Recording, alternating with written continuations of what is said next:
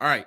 So last week when we finished SBC Live here, like we do every Mondays, later on that day, the news broke about Dana White. This is our first chance to react to it. As you all know, UFC President Dana White was caught in a physical altercation with his wife on New Year's Eve. The incident took place at a nightclub in Cabo San Lucas, Mexico.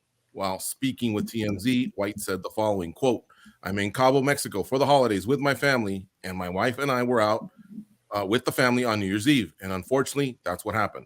I'm one of the guys, you've heard me say for years, there's never, ever an excuse for a guy to put his hands on a woman. And now here I am on TMZ talking about it.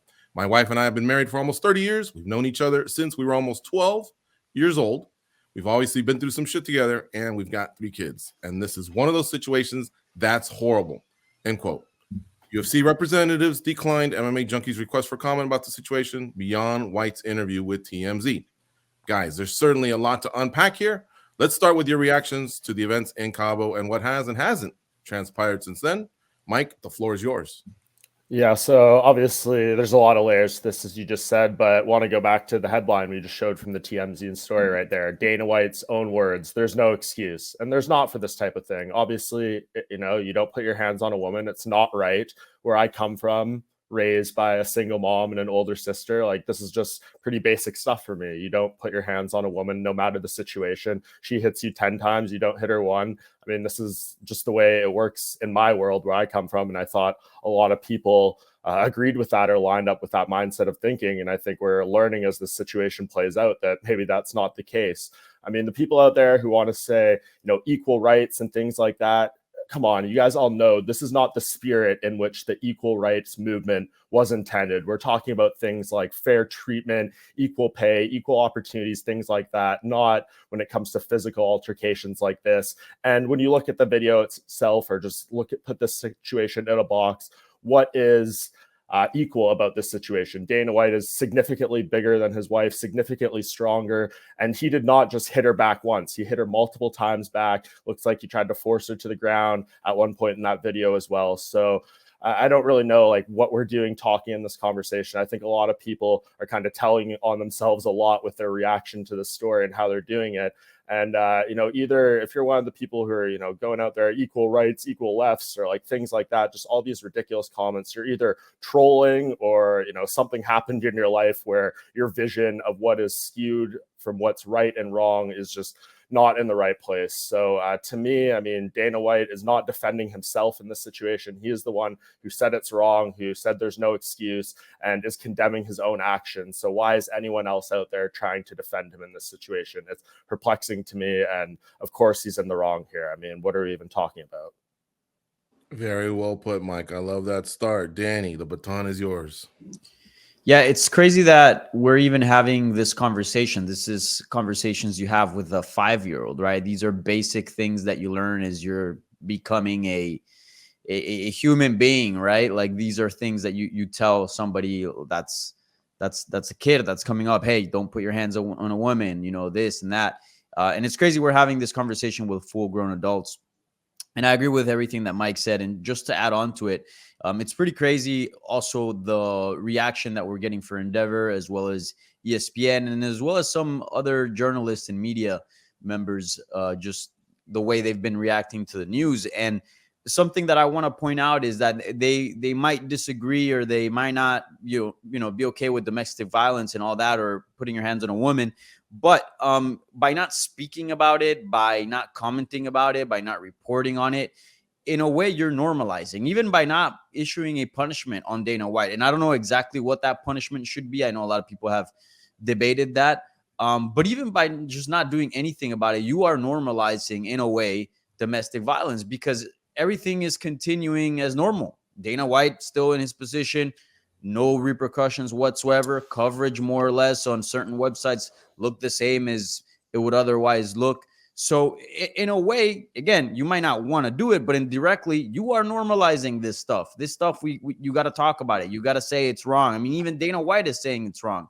And there needs to be, in my opinion, something needs to be done. I don't know exactly what is the correct answer, but I do think something needs to be done. You can't just say, my bad, and then life continues as normal. Like this is pretty outrageous behavior. And also, like, in MMA has been, unfortunately, and combat sports in general, plagued with these kind of headlines, usually involving fighters, right? How the hell are you going to be able to cut a fighter in the future if something like this were to happen? How are you going to be able to justify that? Keeping in mind that now, the president of the organization now has a track record of it, and nothing happened, or at least for now, nothing has happened a week after the fact. So I don't know. We'll see how all this develops, but it's also been pretty disappointing and sad looking at the way this industry has handled the whole situation. And Nolan, like I was pointing out, in a few hours, it'll be about a week. We had finished SBC, hours later this happened. That's why we're reacting now. But this whole week, the silence has almost been deafening, if that makes any sense. Yeah, I mean, to be honest with you, obviously the initial act, I mean, Dana said it himself. It was horrible. It was terrible.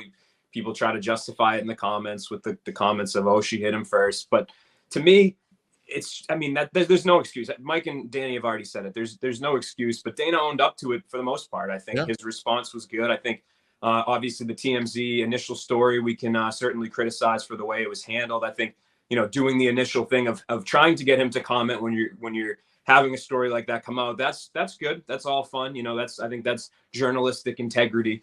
But the way that the questions were kind of angled at him, I thought were, trying to give him layups. He did own up to it to, I think a solid degree. But then you have all these people that are still sticking up for him in the comments and are saying, oh, well, she hit him first. I don't think,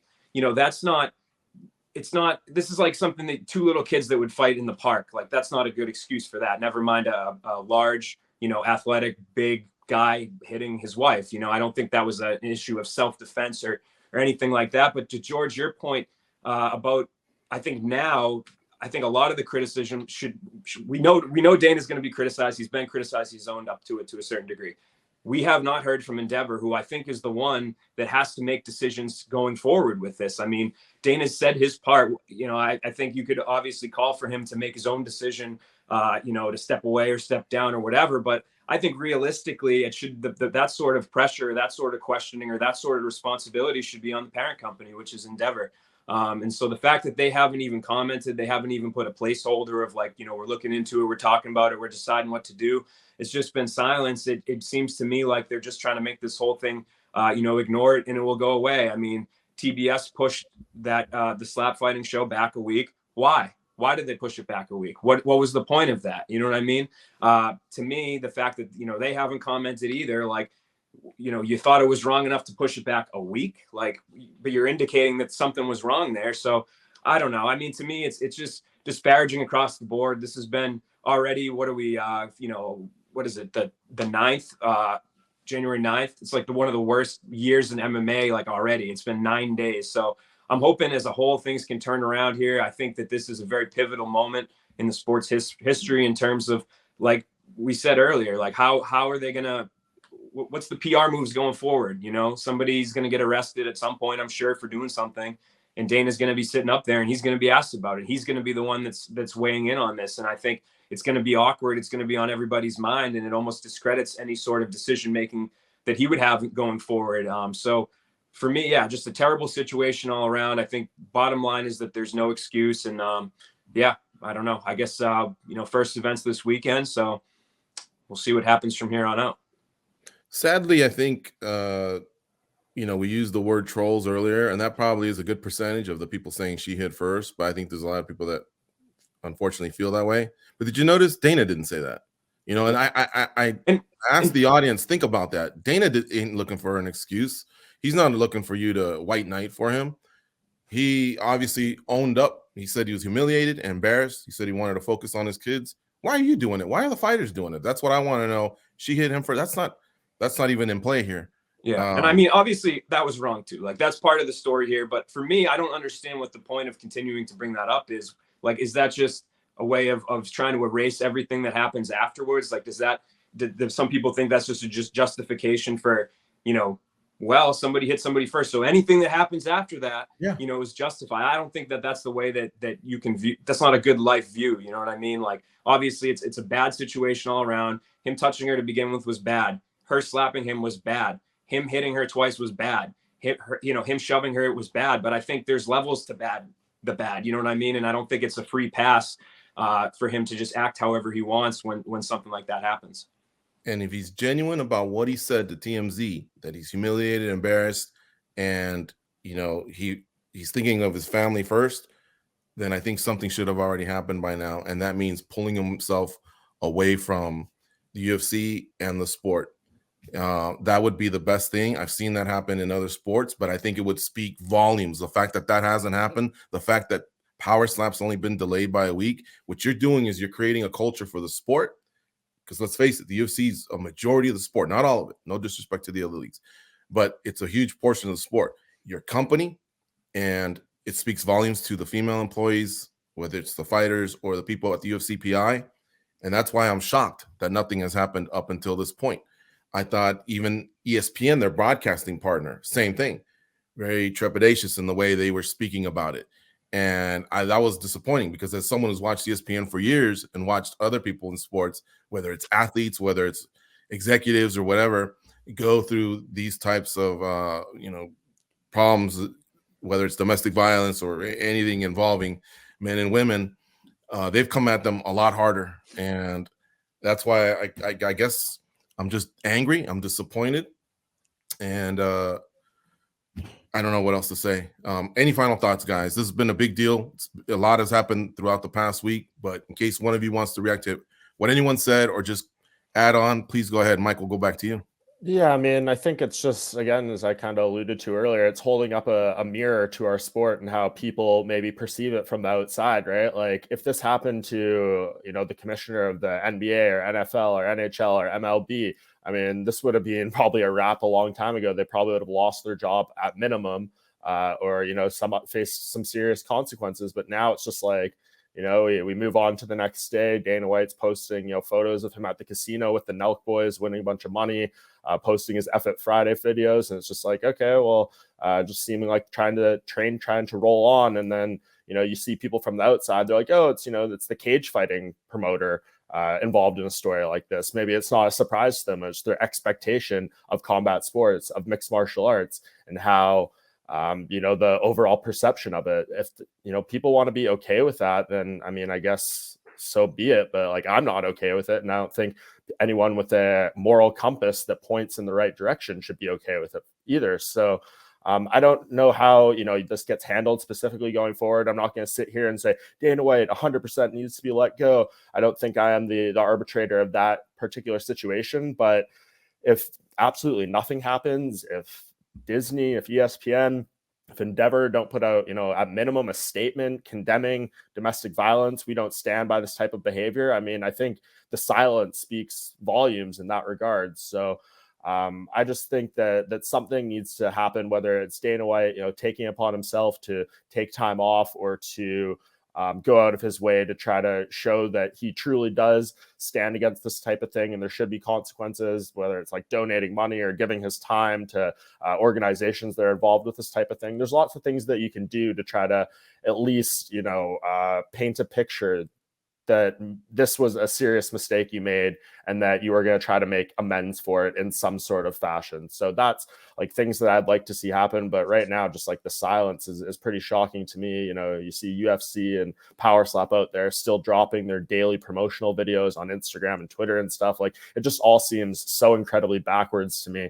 And then the fighters coming out, rushing to defend Dana when he's not even defending himself. And you can talk about the Sean O'Malley comments that he made on his podcast. And a lot of people are saying that was taken out of context or that was a joke. I mean, these are not the type of things you joke about. And I know people will also say, hey, like, free speech exists. Are you against censorship if you're saying that you shouldn't be able to talk about this or joke about this? I mean, come on. Are you guys like serious with this? I mean, free speech. Absolutely. I believe in that. But like, what's right and wrong? Do you believe in that too? Do you believe that you shouldn't joke about certain things? You shouldn't talk about certain things in a certain light? I mean, this is like all pretty basic stuff, going back to what Danny said earlier, that you teach like a child about what's right and what's wrong, black and white in the world and stuff. So like, to me, it's just, you look at this entire situation from top to bottom, it's completely backwards.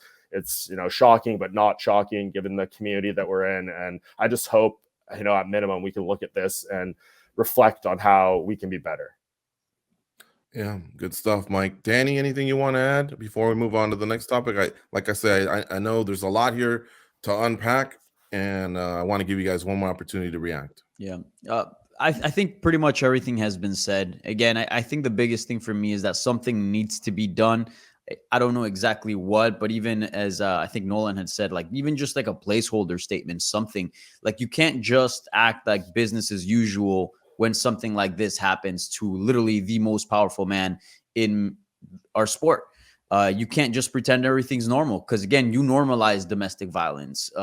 You are sending a message out there, whether you want it or not, that, you know, you can be a very powerful man. And if something like this happens, all you got to do is say, oh, my bad. And life continues. Like there's no consequences for the action. So, yeah, just pretty sad stuff. Again, it's everything's unfortunate. And again, it's very sad seeing where we're at in the community. Anywhere else that you would tell this story, anybody else working in other sector, they would be shocked, right? But in MMA, it's like, I don't know. I don't know what's happening in MMA where people just, you know, can't think these like very basic things, you know. So yeah, all around just a pretty unfortunate, pretty sad story. We'll see how it develops, but from the few days that we've gotten into this whole thing, it seems like it's just going to get brushed under the rug and life is going to continue as normal, as if, you know, nothing happened. Yeah. Nolan, any final thoughts? No, I mean, really, the biggest takeaway for me, and it's been mentioned intermittently, but I think it's really just the point to drive home here, is the fact that it seems like a lot of the debate going on right now, or the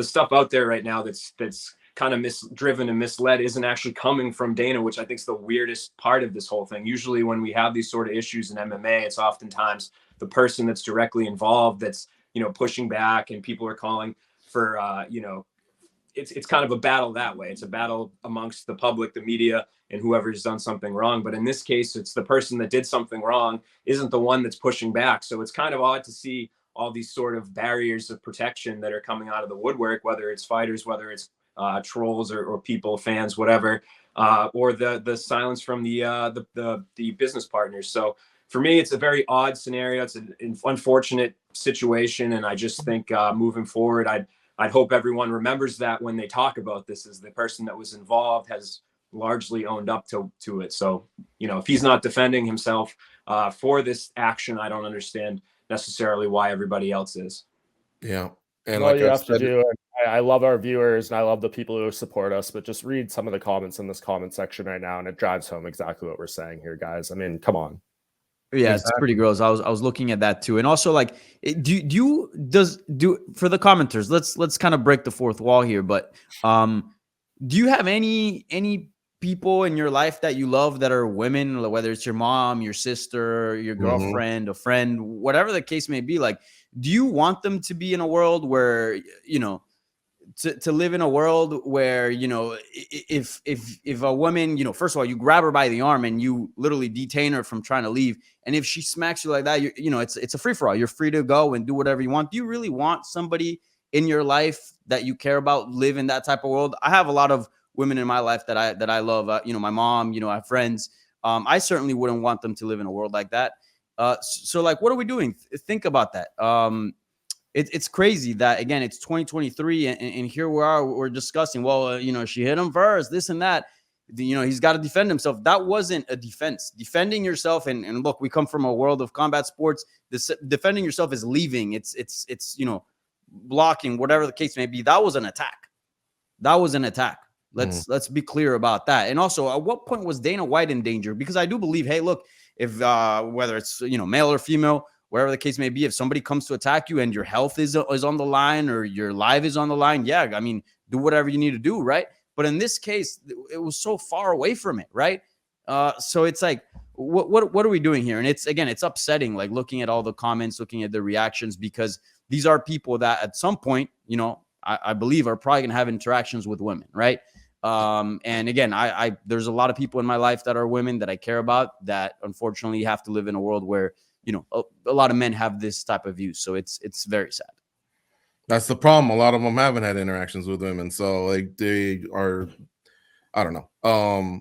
They don't get it. And you guys said it perfectly. Dana White would tell any of his athletes or anybody, if this happened under his umbrella, his employees, his athletes, we're also going to get them help, he would say. You know, if he really wanted to keep them around and he felt like, okay, we're not going to cut them or do whatever, we're going to work with them, that's exactly what he would say. And that's what he needs, because you know what? I'm glad you brought it up, Danny. There was anger there in that moment, you know, and there's like an extra shove, it appears. And then there's this moment. I don't know if you guys saw it. It's like a flex standing over, you know, and guess what? You know, that can come back. If it happened once, it can come back. Alcohol involved, you know, sure, of course. I think we've all been under the influence of alcohol before, and we might change in a different way. But still, I think that for the best of him, if we just want to talk about him and approach him the same way he would say, hey, when he's talking about somebody, one of his athletes that needs help, he needs to do that. He needs to back away for the purpose of his family, his company, his athletes, the sport. But I think it would be very, very good for him. And guess what? In sports, there's comeback stories. There's a lot of people in sports that have done horrific things, all right, either along the lines of this or even worse. And guess what? They've rehabilitated themselves. And after time, they've been given a second chance by people like us, by people like those commenters on that side, by all the people that surround us, because you know what? You can tell you were being genuine and sincere. You took it serious. You went out there and you became a better person. Second chances do exist, but show us something. You haven't shown us anything so far, Dana White.